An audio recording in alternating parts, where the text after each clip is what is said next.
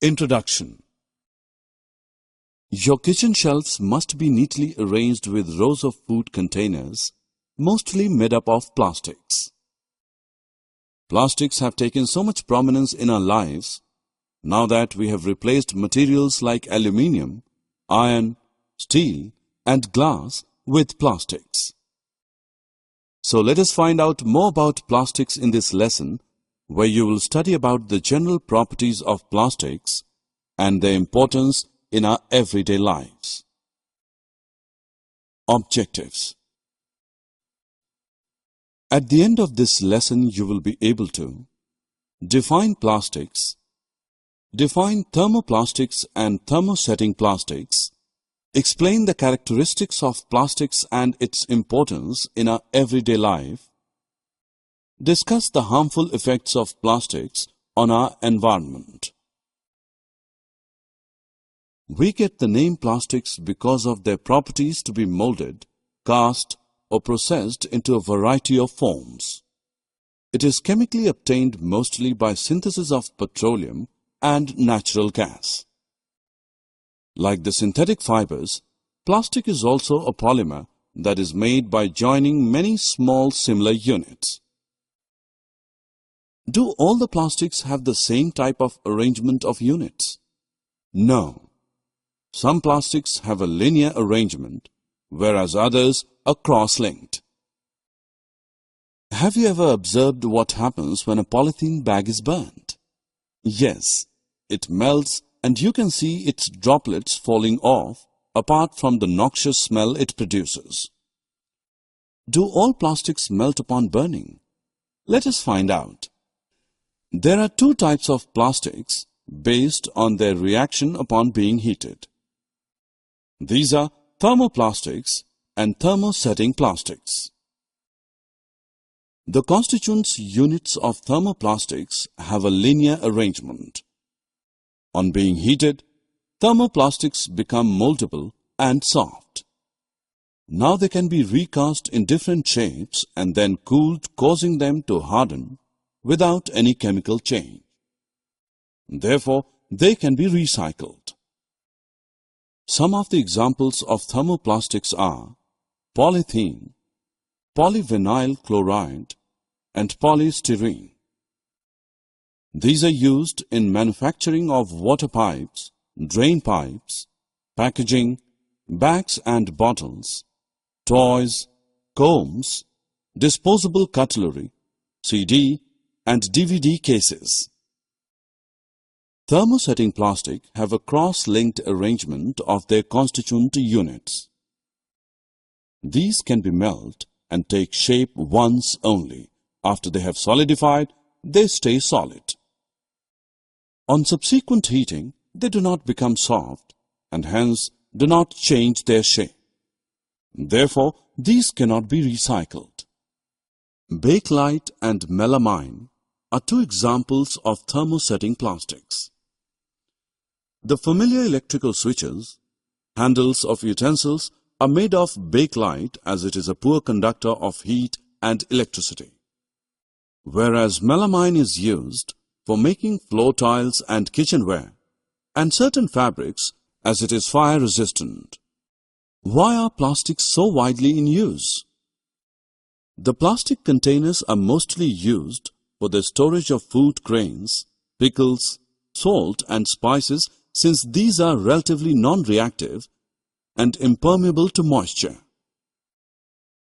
Since plastic is a poor conductor of electricity, the electrical wires have plastic covering. Did you ever notice that the utensils which are used for cooking have plastic handles? Plastics being poor conductor of heat, we can therefore easily hold the handle of a hot utensil. Not even a single day passes when we haven't seen or used an object made of plastic. It has taken so much prominence in our lives due to a number of its properties which make it convenient to use. It is used as parts in airplanes, spacecrafts and cars due to its light weight and strength. These are extensively used in the healthcare industry for packaging of tablets, as threads used for stitching wounds, syringes, doctor's gloves, and a number of medical instruments. Have you ever noticed the frying pan for cooking dosa? You would have seen a black coating on it. It is of Teflon, which is a special plastic on which oil and water do not stick. Thus, it is used as non-stick coating on cookware. You would be amazed to know that there are also fireproof plastics.